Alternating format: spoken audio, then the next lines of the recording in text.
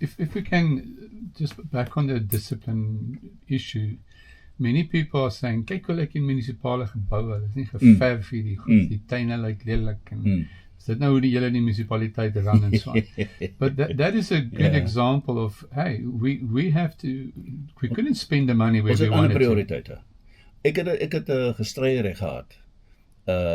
Want die eerste ding wat hulle wou gedoen het, die administrasie, want daar's nog geld, né?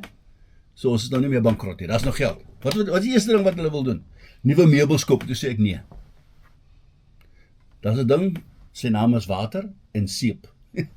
Jy was die stoele. So jy sal sien, die stoele in die raadsaal.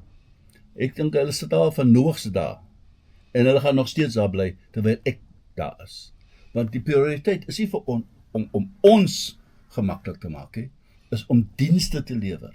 Ek kyk vanoggend, toe ek in voorbereiding vir 'n ander vergadering, daar's 'n fotograaf, né, vir hierdie jaar, of is dit, ja, van die nuwe vloot voertuie, dienslewering voertuie, wat ons aangekoop het, met ons eie geld, 30 van hierdie voertuie, bakkies en trokke en watertrokke, vullistrokke, honeysakkers, die hele lot.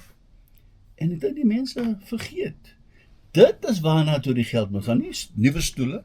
My kantoor, ek is nou die onderburgemeester, maar selfs toe ek burgemeester was, die meubels in my kantoor kom van my persoonlike kantoor van die plaas af. Die stoele in my kantoor. En so en so. Want ons, die prioriteit is om dienste te lewer. Ons behoeftes kom laaste, man. Asseblief tog. Ons dien ons mense, so.